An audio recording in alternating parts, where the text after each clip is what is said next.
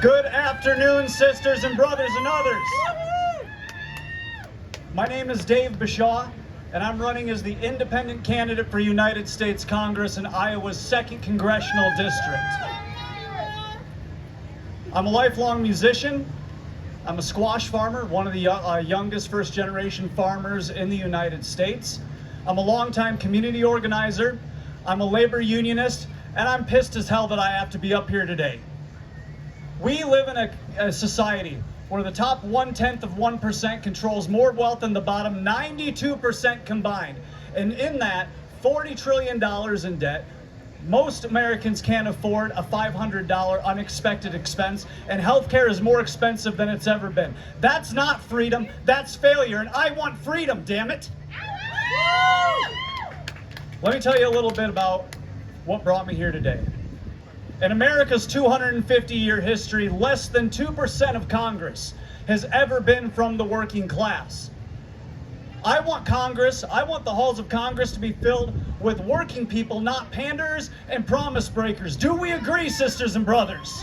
Yeah. Now, I never wanted to run for office. Usually I'm the guy fighting the government and organizing people to fight it. But young folks, it's time for us to stand up. It's time for young working class people to take back this country, because nothing's going to change unless we all come together and fight for what everybody in this country deserves. Eugene Debs, the founder of my union, the union that I'm part of, once said, "I would not lead you into the promised land if I could, because if I led you in, someone would lead you right back out again." We don't need to elect another false Moses promising a way out of the wilderness, and I'm not here to pretend like I would be one. I'm here to tell my fellow working class folks that there's nothing that's going to change unless we change it ourselves. Our political system is not broken. That's the biggest misconception that we have. They say we have a broken political system. It's not broken. It's designed exactly as intended by the Democrat and Republican establishment, rigged against working people to benefit the idle rich and the ruling establishment class that hold all the power in this country. Is that right? Hospitals are closing. We're losing our jobs overseas. Our water and soil health is catastrophic. There's always a blank check for another war, and thoughts and prayers for the struggling working class in this country. They say, tighten your belt, pull up your bootstraps. I say they can go to hell. Are you sick and tired of politicians failing America time and time again? Then stop electing politicians and send a worker to Washington. I want to tell you a little bit about myself. I grew up working class poor in West Union, Iowa, up in Fayette County in northeast Iowa. Both my mom and my dad worked at the local welding and fabrication shop. We didn't come from a political family. I didn't go to college for politics. I shouldn't even be up here on this stage under their circumstances. After the welding shop shut down, my mom picked up a job at a couple nursing homes and the gas station just to make ends meet. She worked so hard for us kids, until the failures of the Democrat and Republican Party had us lose our home in 2008. And a lot of my friends and family's homes in 2008 because of reckless decisions in Congress. The corrupt Democrat and Republican establishment are hollowing out the America that I was promised. This is not the party of JFK. This is not the party of Eisenhower. These two parties today answer to the same elite ruling class of corporate monopolies, tech oligarchs, and foreign agents. They're two wings of the same bird that feed corporate greed. But if they can keep us distracted and fighting each other, their game keeps working, and these parties have no morality when it comes to raising money by stoking fear and hatred between working class folks. If you're working class, period. Red wave this, blue wave that. The working class is all on the same boat together, and we're getting battered by these waves together. 60% of Americans want another option on the ballot. 40% of Americans already identify as an independent. In Iowa's 2nd Congressional District, which are the counties in northeast Iowa, the 22 up here, independents outnumber both Democrats and Republicans. It's not even close, folks. It's not even close. Independents are the majority. and it's about damn time we started showing up like it. That starts on November 3rd when we elect the first independent in Iowa history to the United States Congress.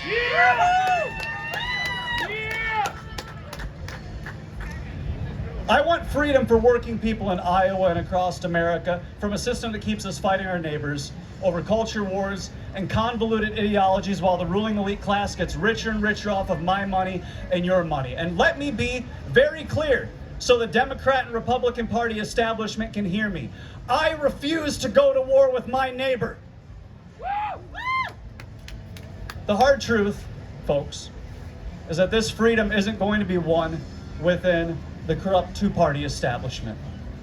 I became the first no-party candidates to secure ballot access in Northeast Iowa in modern history because working-class voters wanted it to be that way.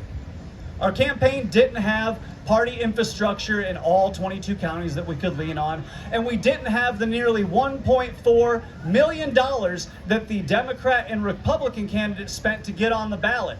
We had a couple $1,000s and a lot of pissed off folks that were ready to fight. Everything we've done so far, we've built from the ground up by everyday working folks. We don't have super PACs, and we definitely don't have a PAC.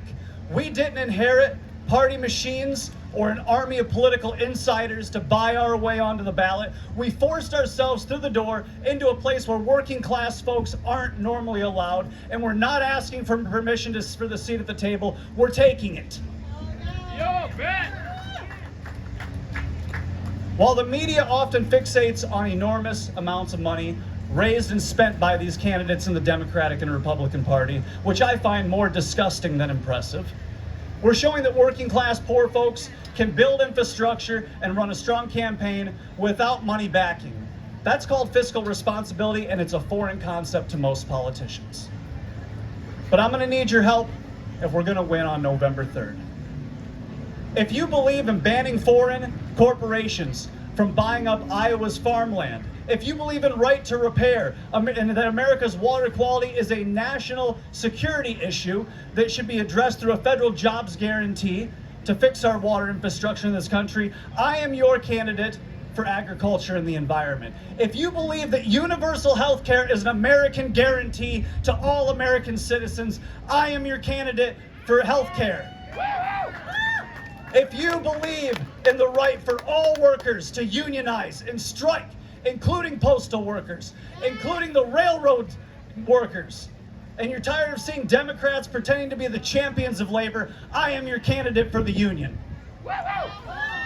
If you believe in tearing down the weaponization of our mass surveillance systems used on American people in this country and banning flock cameras, I am your candidate for the First Amendment. And the Fourth Amendment, if we're being technical. And if you believe in an armed citizenry that needs to be educated and organized, if you believe in universal firearm and hunter safety in all publicly funded schools, I'm your candidate for the Second Amendment. Preach it. And if you believe that the Democrat and Republican Uniparty protecting an international child trafficking ring is the most unforgivable sin, I am your candidate for justice and accountability. Red, blue, if elected, I won't stop until they're all wearing orange. Hell yeah. Where are the documents? I want to know where are their arrests.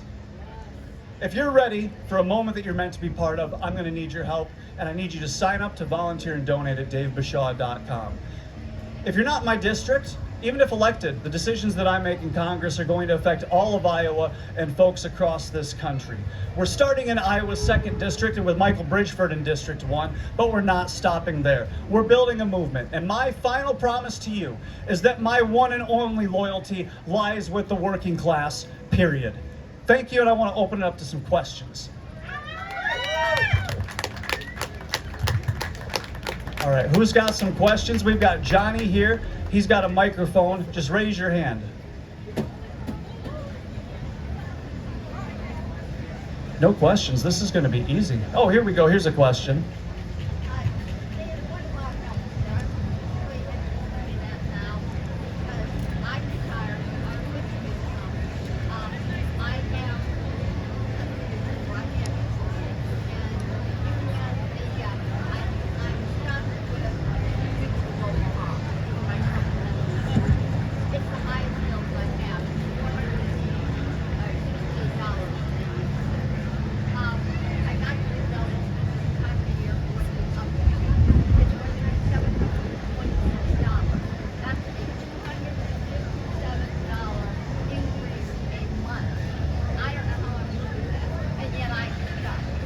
Okay, thank you.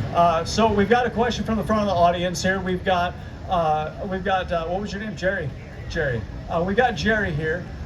She says that through her union health benefits, she's retired and she's paying $400 a month for health care. She just got a notice that that's going to increase to $700 a month. And you're on a fixed income, I'm assuming. So here's the reality, folks. We live in a country where we pay more for health care than any other developed nation on the face of this planet. Yet we rank 14th in quality, we rank dead last in healthcare outcomes, and we have a lower life expectancy when compared to other developed nations. We are the only developed nation on the face of this planet that does not guarantee healthcare as a human right. What we hear all the time is with these healthcare subsidies being canceled, your healthcare premiums are going to double, triple, quadruple. Nobody is asking why. Why without taxpayer subsidies, why without government subsidies are we allowing for these health insurance companies to commit highway robbery on the American people? I believe in a universal single-payer healthcare system as an American guarantee for all citizens because it is the most fiscally responsible thing we can do to keep a working class that is healthy and productive, the most healthy and productive in the entire world. And honestly, we're America. We can do it, and we can do it better than any other country, folks. So when people say, how can we afford it? We're America. If everybody else can afford it, every other developed nation, we can afford it too. And our working class folks, and especially our seniors, deserve that security that they worked decades to achieve. So thank you for your question. Any other questions? Yeah, brother here with the Freedom shirt. So, let me state my position. So, I believe that in our education system, we largely just forget to educate our youth on economics here in America. Yes. So, what is your proposal to change the way the education system works so that we're not so confused coming out of institutions, not knowing how to actually utilize the economic system that we operate here in America? Sure, absolutely. What was your name? Joe. So Joe's question here is, how do we reform and how do we address the issue in our education system that doesn't prepare people for the economic realities once they get out of school? So what you're saying is you would have rather learned how to balance a checkbook and do your taxes rather than learn the mitochondria as the powerhouse of the cell, right? Yeah, me too, absolutely. I struggled in standard high school as well. I graduated from an alternative high school for my last couple of years. One thing that I've learned is that in our school system, a lot of it is kind of a broad brush stroke to kind of a wide net, capture all the kids, in a broad brush stroke with education. I believe in supporting our public education system to allow for a more tailored and deliberate educational style, as well as mandating some of those civics 101 and economic classes that I wasn't required to take them, even if they did exist. There's no requirements for many of the classes. So I would say preparing our public education system to have the capacity to be deliberate with all of the students and not leave anybody behind. We hear about it all the time, no kid left behind. There's a lot of kids being left behind. We have a broken public school system, and it's because it's severely underfunded, understaffed, and under-resourced. So I would love to discuss more if you got any ideas on what exactly we can do in specificity. I do have a question. Do you believe Yeah. that the way education is formed now, is structured now, that we're just kind of spitting out, the results of the education system is just people who know how to follow instructions. They don't know how to live outside of the system that they were brought up to live. That's what it was designed for. It was designed to create workers. It was designed to prepare workers for factory work and assembly lines. It's stay in your row, learn the thing, do the test or do the thing, and then forget about it next time. So the entire public school system was really designed with that. You see the public school system evolving and incorporating, more classes, elective classes that people can take in community colleges and things like that while they're still in high school. But it was designed for exactly what you're saying, preparing kids for assembly line work. Any other questions, folks? Yeah, right here. What about your stance on specifically access to grocery stores, high rents, to be able to know where to get medical procedures? Yeah, so the question here at the front was what my view is on women's health care, access to abortion, access to contraceptives, and the ability to go into the doctor and get the procedures that they need to get done. My view is that the government should stay out of the doctor's office with a woman, period. It's as simple as that. And I know that there are, and I will acknowledge them, there are moral objectors to abortion. There are moral objectors to contraceptives. Well, you know, my mom was able to raise 4 kids on her income. Me, you know, I'm 31 years old now. God forbid if we had another kid. Sorry, Chantal, but like, I mean, it would be detrimental to our finances. Make it more economically feasible to raise a family, and you're going to, by default, see less abortions. People aren't going and doing that for fun, folks. They're doing it out of desperation.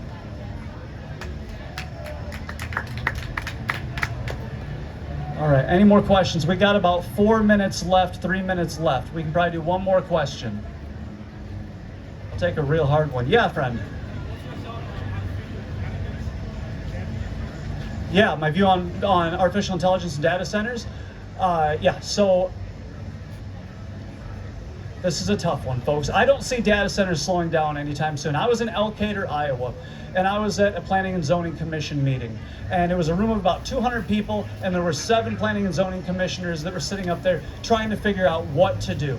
And they're talking, and they say, what do we do? Do we put a moratorium because we don't want one here, or do we make it extremely regulated and difficult to put one in?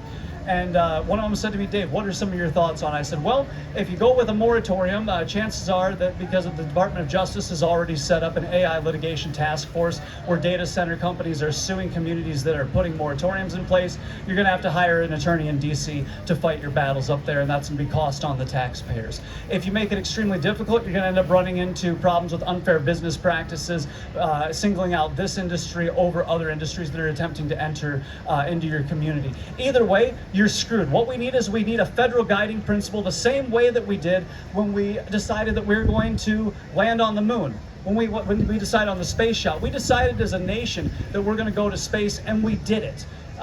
When we connected the Transcontinental Railroad from the East Coast to the West Coast, we decided as a nation that we were going to do that, and we did it. With the AI and data centers, it's free game. And if we would have done that with the space shot, the Russians would have kicked our butt. You know, if we're being honest, then we wouldn't have been able to have any kind of cohesion. So I feel like we need a federal guiding principle that protects communities, gives autonomy to local communities, and has a straight guiding principle as to where we plan on going as a nation. It's new technology, it's not going away, but we need some kind of cohesive strategy to address it. I'm going to leave it right there.